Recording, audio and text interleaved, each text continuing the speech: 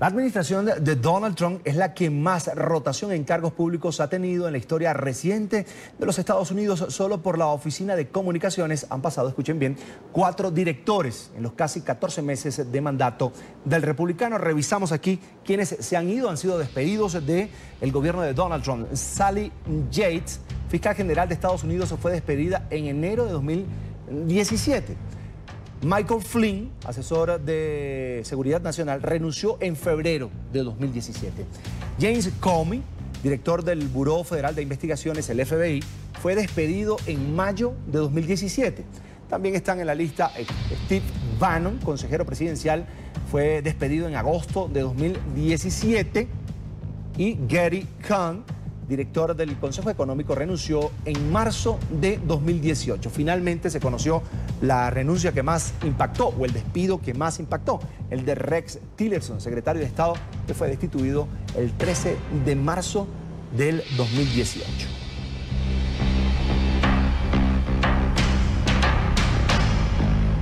Y en comparación con otras administraciones en Estados Unidos, durante el primer año, Donald Trump encabeza la lista con el mayor porcentaje de rotación, que ya abarca, escuchen bien, el 34%. Durante el gobierno de Ronald Reagan, 17% de rotación. Esto fue en 1982. Bill Clinton tuvo 11%, esto en 1994. Barack Obama solo 9% en el año 2010.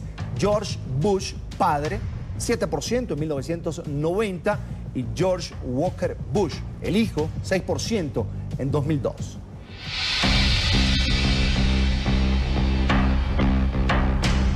Brenda Estefan es analista política internacional y le damos la bienvenida a esta hora. Gracias por estar con nosotros, ya la veo en pantalla. Bienvenida a NTN 24. Hola Carlos, muy buenas tardes a ti y a tu auditorio. Un placer. ¿Hay crisis en el gobierno de Donald Trump? ¿Por qué estos movimientos sorpresivos? Por ejemplo, el de Rex Tillerson en la Secretaría de Estado. Pues sí, el caos en la Casa Blanca ha sido una constante desde el inicio del gobierno. Ya decías tú, la enorme cantidad de cambios que ha habido en posiciones de gabinete y gabinete ampliado, algo que no es común en el primer año de gobierno de los presidentes en Estados Unidos, y también de las posiciones dentro de la Casa Blanca. Por poner un ejemplo, los voceros de la Casa Blanca han durado en promedio 78 días en su cargo en esta administración Trump. De manera que sí hay un caos continuo. Donald Trump había hablado cuando era candidato de que llevaría el gobierno de Estados Unidos como llevaba sus empresas, sus negocios. Parece que más que llevarlo como lleva sus empresas, está llevando el gobierno como llevaba su reality show del aprendiz, donde todos tienen que hacer un esfuerzo por complacerlo, y al final de la semana él anunciaba la suerte, digamos, el futuro de sus colaboradores. Esta crisis que depende, digamos, de la autoridad de Donald Trump, pareciera el presidente de Estados Unidos disfrutarla hasta cierto punto.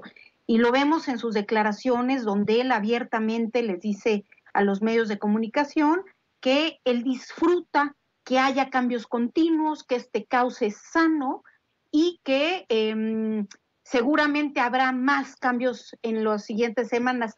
No le molesta que haya especulación sobre quién es el siguiente, cuál es la siguiente cabeza que va a rodar. Pareciera incluso que él es quien está alimentando esta especulación. De acuerdo a trascendido, su jefe de oficina de la Casa Blanca, John Kelly, habría dicho que el presidente Trump incluso alimenta esta especulación, haciendo saber a personas fuera de la Casa Blanca sus intenciones de posiblemente remover a X o Y persona dentro de su equipo más cercano. Brenda, con estas decisiones, ¿crees que Trump de alguna manera está haciendo ver a su gobierno como inestable? Y te pregunto, ¿de qué manera esto podría afectar los planes inmediatos del gobierno de Estados Unidos como Estado, como tal, con sus aliados? Claro, esto ha sido, digamos, un sello de la personalidad de Trump, y esto genera un nivel de incertidumbre importante en los aliados, que, por poner un ejemplo, desde México, en el caso de la negociación del Telecán, cuando uno habla con el equipo negociador y les dice cómo van las negociaciones, dicen, bueno, en la mesa técnica van bien, vamos avanzando, vamos teniendo acuerdos, pero siempre hay la posibilidad de que Donald Trump un día se levante y envíe un tuit que mande todo al bote de basura. Y esa incertidumbre que tiene México en esta negociación la tienen muchos otros países en cuanto a sus alianzas, porque vemos una disociación en ocasiones de lo que dicen los funcionarios públicos del gobierno de Estados Unidos, como era el caso de Rex Tillerson, y su política exterior, su posición respecto a buscar una negociación con Corea del Norte o a mantener el acuerdo nuclear con Irán o a buscar permanecer en los acuerdos de París, fue siempre contradicha por parte del presidente Trump, quien continuamente en tweets decía su posición no estaba alineada con la de Rex Tillerson, de manera que sí hay un nivel de incertidumbre importante en cuanto a la política pública dura. Y por otro lado, vemos que muchos de estos cambios que se han dado en las últimas semanas particularmente son de personas cuyas opiniones diferían de las de Donald Trump. Una vez más, el caso que ya mencionaba de Rex Tillerson es un buen ejemplo, pero pareciera que estas personas que de alguna manera han ayudado a disminuir el tono del discurso de Donald Trump, a hacer una especie de buffer entre la cabeza de Donald Trump y la política pública, pues cada vez son menos en la Casa Blanca.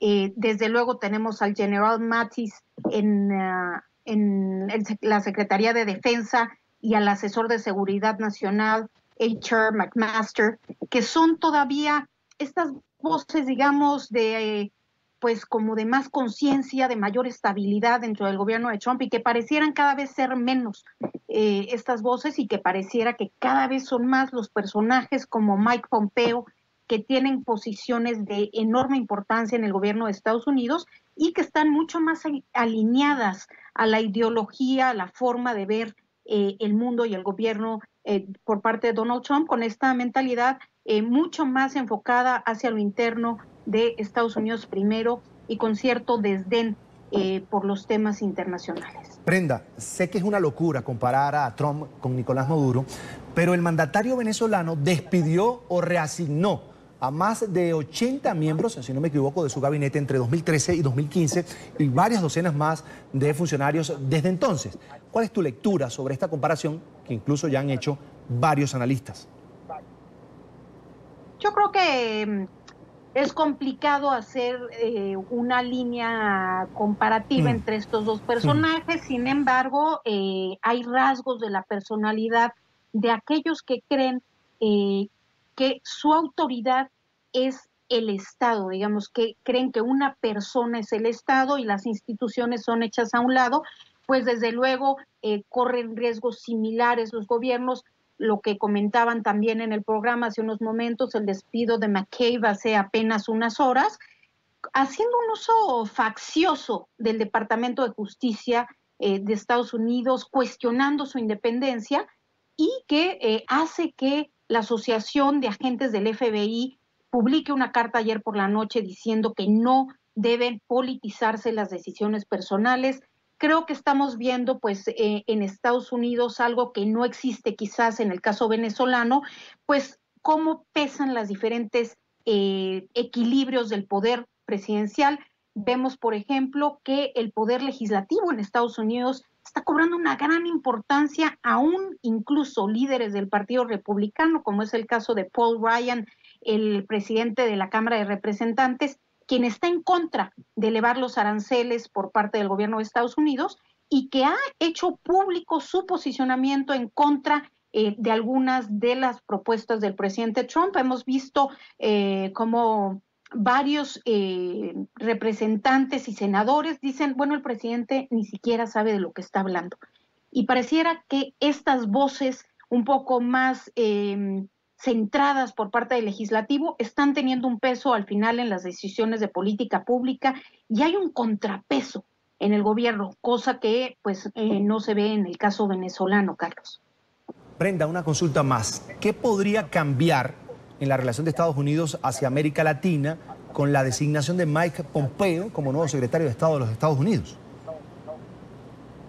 Claro, bueno, pues como vimos en las giras de Rex Tillerson a México y Centroamérica, el Caribe y algunos países en Sudamérica, Rex Tillerson buscó ser una figura de conciliación, buscó ser, como ya decía, quizás un buffer entre el discurso de Donald Trump y sus tweets, digamos, y la diplomacia. Siempre abogó por un diálogo, por la diplomacia y le dio su lugar, su importancia a América Latina.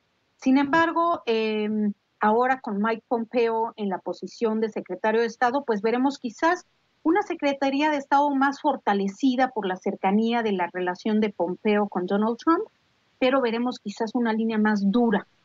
Pompeo tiene una forma de ver, de procesar la realidad internacional más parecida a la de Donald Trump. Está en contra del acuerdo nuclear con Irán, tiene una posición mucho más, digamos, conservadora respecto a buscar un acercamiento con Corea del Norte. Él prefiere quizás explorar opciones más agresivas y creo que en el caso de América Latina, pues evidentemente Pompeo estará a favor de la construcción del muro en la frontera de México con Estados Unidos y estará en contra de los programas como la migración en cadena, por ejemplo, y de buscar, lotería de visas y de buscar, sí, la repatriación de un mayor número de latinoamericanos a sus países de origen, de manera que creo que podríamos ver un endurecimiento de la política exterior de Estados Unidos vis a vis América Latina. Sin embargo, creo que habrá que esperar unas semanas para ver si eso se traduce más allá del discurso en políticas públicas específicas que pudieran tener un impacto en nuestros países, Carlos. Quiero agradecer a Brenda Estefan, es analista política internacional. Es un gusto, Brenda. Gracias por estar con nosotros. Un feliz fin de semana. Un gusto para mí también, Carlos. Que tengan un buen fin de semana tú y tu auditorio.